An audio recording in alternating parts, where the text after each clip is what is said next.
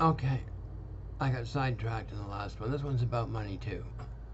Okay, so the US dollar has lost 24% of its purchasing power in the last 3 years. Now, my income did not go up 24% in the last 3 years. Anyway, that's called inflation, I believe, which is another tax. It's tax. So in Canada, it's about a 50% tax rate. Everything tossed in. Plus, then you got tax on your car, tax on your everything else as well. But as far as income is concerned, it nuts out at around 50% a year for most folks who are earning over 100 grand a year. If they don't have any deductions, they're pretty much fucked. They'd be paying about $45,000 a year in taxes. Anyway, I always had deductions. The point is, the money has lost its, like the value of the money is about 10% of what it was 30 years ago. It's the value of the coin is about 10% of what it once was. 10 cents used to buy me a coffee. 25 cents would buy me a bowl of borscht, a bagel, a bowl of borscht and cream cheese and a bagel with butter and coffee for a quarter in the Bronx when I was 16.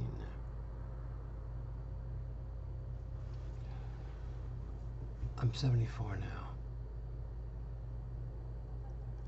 The quality of the butter hasn't got that much better. The quality of the bagels haven't got that much better. But I bet you it cost me $5 today for the same thing. It cost me a quarter for then.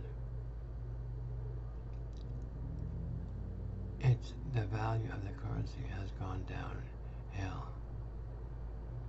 But you had something to protect the going downhillness of it in the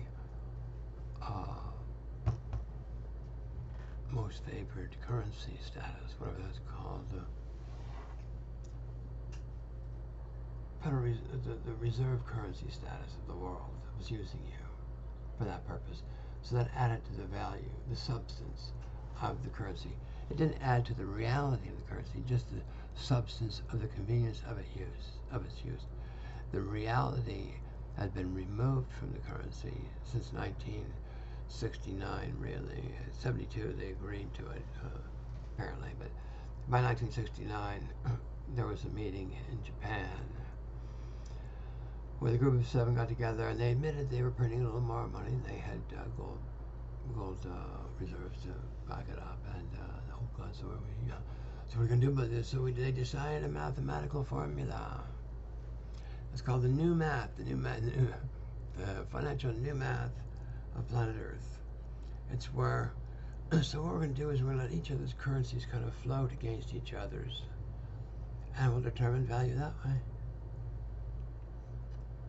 Sounds fair enough, right? Except if one currency is the currency that everyone needs to purchase their energy, that favors that currency and that currency producer inordinately, just astronomically, especially when it has a weakening, a dissolving value in the currency to begin with. So my suggestion to all those folks that wouldn't mind having a king in their lives, to do the following: sell all of your U.S. assets. Think, what does the U.S. produce? Like, if I had money right now, and if I believed in this fake dollars, and if I believed in this Western, business model, I would invest in Toyota Motor Cars myself right now, today. If I had $10 billion, I'd put $1 billion in Toyota.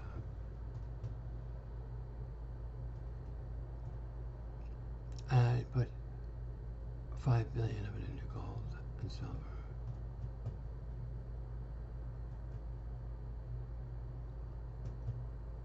And I'd play around with the other stuff.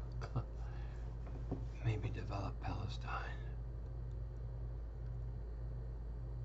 Turn it into a high value, low rent place place to live for my Palestinian folks in perpetuity.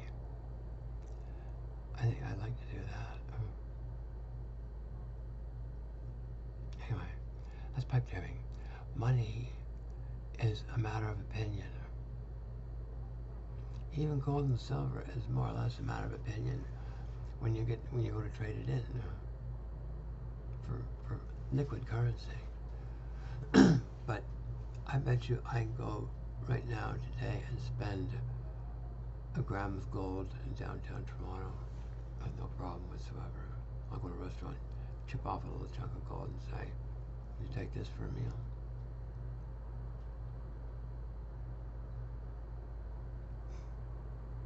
I don't think I'd have too many refusals. So gold is the benchmark currency on this planet. Silver also has value. You cannot produce 1 trillion of them in 3 seconds. You can't produce 1 trillion ounces of silver in 3 seconds. Nor 1 trillion ounces of gold in 3 seconds, but you can produce 7 trillion ounces of dollar bills in a second. An old man can feel him and they wiggle his signature on something. Prostamundo, we have 7 trillion US dollars, which you get spent like shit through a goose, flopping up all the people that helped pay for my stolen elections bank accounts. And call it, what was it? They had a really sweet word for it. Like with the logistics, but the superstructure stuff. What's that called? Anyway, like railways and shit like that.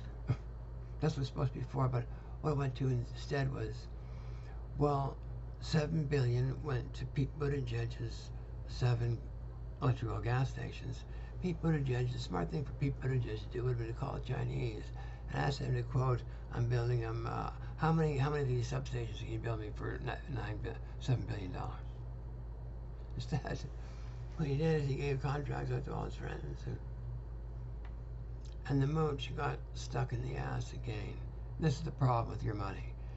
Your money requires a mooch. And that mooch is my kids. And I'm getting damn tired of it. Understand? Your military costs $1 trillion a year, every year, left, right, center, upside down, inside out and sideways. $1 trillion a year is your cost for the military to protect you from enemies you do not have, that you're not creating yourselves. Think about it.